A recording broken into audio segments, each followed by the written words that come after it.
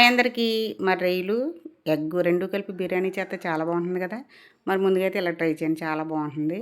ఇదిగోండి ముందుగా ఉడికించుకున్న గుడ్లు పక్కన పెట్టుకోవాలి. ఫ్రెష్‌గా కడుక్కున్న రొయ్యలు కూడా పక్కన పెట్టుకొని, స్టవ్ వెలిగించి ఒక బాండీ పెట్టి అందులో ఆయిల్ వేసిన తర్వాత, ఆయిల్ వేడెక్కిన తర్వాత ఇందులోనే బిర్యానీ మసాలాలు, అలాగే సన్నగా కోసుకున్న ఉల్లిపాయ ముక్కలు, 2 పచ్చిమిర్చి కూడా ఇందులో వేసేసుకోవాలి. బాగా ఫ్రై అయిన తర్వాత ఒక టమాటా అయితే సన్నగా కోసుకొని ఇందులో వేసుకోవాలి. ఇవి కూడా ఫ్రై అవుతుంటే చాలా బాగుంటుందండి స్మెల్ అనేది. అప్పుడు ఒక 2 టేబుల్ స్పూన్ల అల్లం వెల్లుల్లి పేస్ట్ కూడా ఇందులో వేసుకుని పచ్చివాసన పోయే వరకు ఫ్రై చేసుకోవాలి. ఇలా ఫ్రై అవుతుంటే ఇదిగోండి మసాలాలన్నీ కూడా వేసాం కదా, మంచి స్మెల్ అనేది మనకు వస్తూ ఉంటుంది. అలాంటినప్పుడే చక్కగా ఇందులోనే కొంచెం కరివేపాకు, కొత్తిమీర, పుదీనా కూడా వేసుకుని, అలాగే గరం మసాలా కూడా వేసుకోవాలి.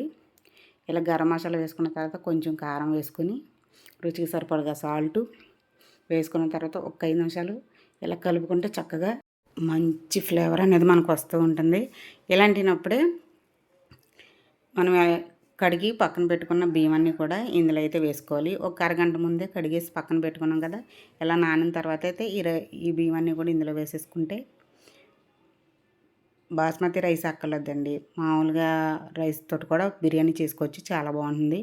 మరో గ్లాసుకి 2 గ్లాసులు వాటర్ సప్ని ఇందులో అయితే వేసేసుకున్న తర్వాత ఇలా మూత పెట్టుకుని ఈలోపు గుడ్లన్నీ కూడా ఫ్రై చేసుకోవాలి.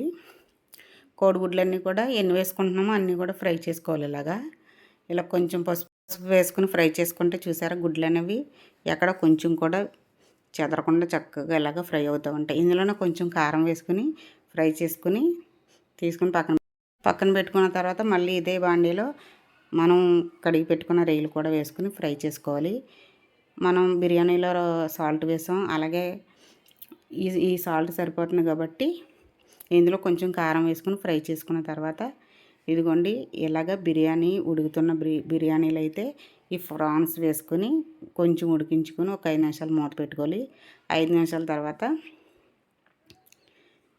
మళ్ళీ మనం వేయించుకున్న కోడిగుడ్లు కూడా ఇందులో వేసుకుని ఇంకో 2 నిమిషాలు మూత పెట్టుకుంటే చక్కగా బిర్యానీ అనేది ఇలాగా దగ్గరికి వచ్చేస్తుంది కదా. దగ్గరికి వచ్చినప్పుడు ఇందులోని 2 స్పూన్ల నెయ్యి వేసుకోవాలి. ఇలా నెయ్యి వేసుకున్న తర్వాత బిర్యానీ అనేది మనకి చక్కగా రెడీ అయిపోతుందండి, మంచి టేస్టీ తోటి. మరి ఎగ్ ప్రాన్స్ తోటి ఇలా బిర్యానీ ట్రై చేస్తారు కదా, ట్రై చేసి ఎలా ఉందో నాకు కామెంట్ చేయండి.